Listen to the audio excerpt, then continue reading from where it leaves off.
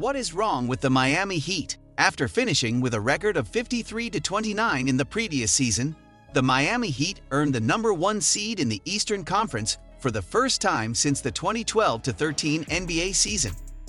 They made it to the Eastern Conference Finals, but ultimately fell short against the Boston Celtics after 7 games. To say that anticipation was running high heading into the 2022-2023 campaign would be understating the situation. The Heat have started the season with a record of 2-5, suffering defeats to Sacramento, Toronto, Golden State, Chicago, and Boston respectively. Those expectations have not been reached. So, what exactly is the problem here? Curious to know more? Now let's get deeper into this. Hello everyone, and welcome to our channel. Remember to subscribe to this channel and press the bell icon to ensure you get all the updates. Let's start the video. In several critical statistical categories, the Heat is ranked dead last in the NBA. The Heat have had trouble scoring, as evidenced by the fact that they are ranked 26th in the league in points per game, PPG. They score 108 points a game on average, which is 10 points less than the team that averages the most points. The fact that Kyle Lowry is currently shooting 35% from the field and 34% from three-point range is a significant contributor. The Miami Heat have the 6th worst field goal percentage in the NBA, shooting just 45% from the field as a club. The Heat needs to start shooting better, so they need to get better overall shots.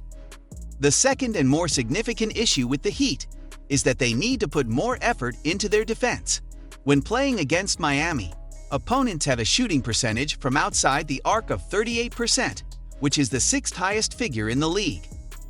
The Heat needs to do an excellent job of closing out on the perimeter, causing them great harm.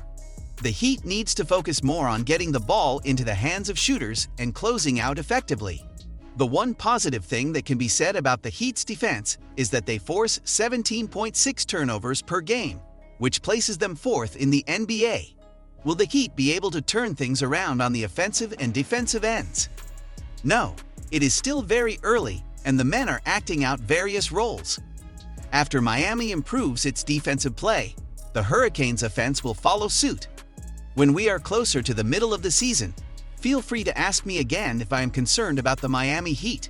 The injuries sustained by Herro, Oladipo, and Yurtseven have worsened the problems that we were aware of going into the season considerably. Before the start of the season, everyone is aware of the concerns raised regarding the roster for the Miami Heat. They could not locate a suitable replacement for P.J. Tucker at the starting power forward position. Even though Dwayne Dedmon was benched for a significant portion of the postseason, Miami re-signed him despite the possibility of using his contract in a trade during the middle of the season. In addition, Miami's roster was lopsided since the team lacked good choices at the power forward and center positions and had an abundance of guards. Some people believe that the most effective starting 5 for Miami would be Jimmy Butler at the 4 parts, with players like Tyler Herro, Kyle Lowry, and Victor Oladipo on either side of him. Injuries have made these problems with roster construction much more difficult to deal with now that we are 1 month into the season. Oladipo, who was meant to take over for Herro in the role that Herro held from the previous season, has yet to appear in a single game this year. Because Omer Yurtseven hasn't either, the Heat have been forced to play Dedmon for longer chunks than they should have been. In a game that Toronto won by scoring 42-23, Dedmon did not pull down a single board and contributed to the Raptors' dominance.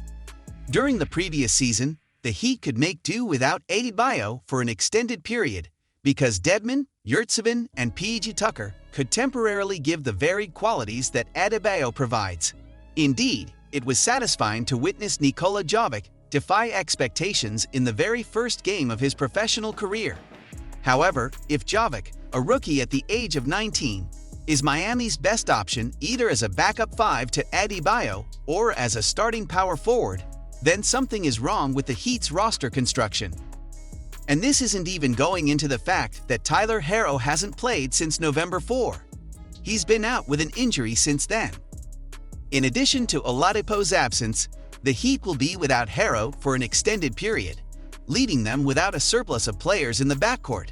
They are understaffed throughout the entire team, from the perimeter to the core. The return of Herro will, without a doubt, be of some assistance. However, Harrow will not solve the problems in the front court. The Heat is in desperate need of a trade, and strangely, the executives didn't see this coming during the offseason when they had plenty of time to prepare. Is Bobby Marks correct or incorrect in evaluating the team's preseason performance?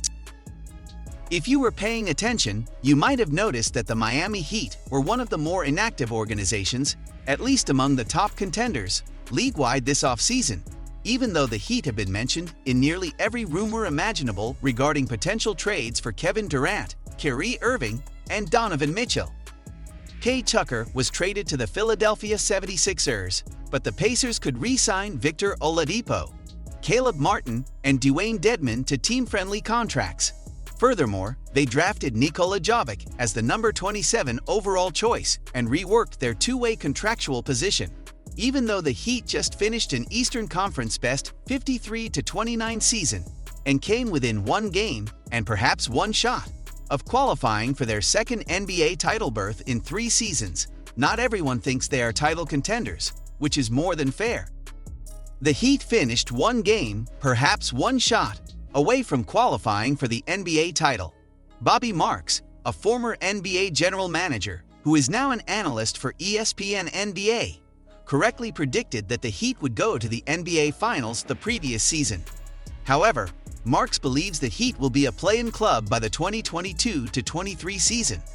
The Heat is the only team from the Eastern Conference's top 8 seeds from the previous season that did not acquire established NBA talent from outside the league. However, specific groups, including the Philadelphia 76ers, the Atlanta Hawks, and the Boston Celtics, added more players than others, like the Milwaukee Bucks and the Chicago Bulls. However, the closest thing that Miami added was Jovic, Darius Days and Marcus Garrett, a healthy Victor Oladipo, and Jimmy Butler's dreadlocks that are just extensions. That sums it up nicely. As a direct consequence of Tucker's departure, Miami has a huge hole to fill at the starting 4 positions. Before the start of the season, it was anticipated that that point would already occupy it. Until recently, it was, but now it can choose from a combination of Jimmy Butler, Caleb Martin, Duncan Robinson, Haywood Highsmith, or Omer Yurtseven, amongst other players. It is still possible for them to acquire 2019-20 Heat star Jay Crowder, whose recent divorce from the Phoenix Suns may result in him being able to play for a contending club as the new season draws near. Putting the Heat in the category of underdogs is the riskiest thing that can be done in sports. It is during this time that they flourish. It is during this time that they itch and claw. They salivate in anticipation of being called out. The roster for Miami is filled with incredibly skilled players who all have that classic dog in him or about them. I wouldn't count them out because anything can happen throughout an 82-game season. During the 2020-21 campaign, Miami began the year with a record of 7-14. Even if we have yet to arrive at this point, the Heat need to make sure they don't dig themselves into a hole where they think their only option is to win the play-in tournament. In the world of sports, there are very few absolutes. It is only sometimes possible to control how things turn out. The genuinely good ones, however, put themselves in the best possible position to make the most of the opportunity they now have and are aware that such possibilities only sometimes present themselves. This is it, everyone. So, what do you think? Leave a comment and let us know. Thank you for watching the video. Don't forget to like the video and subscribe to the channel if you haven't already done that. Also, put on the notifications because the following video is going to be a great one.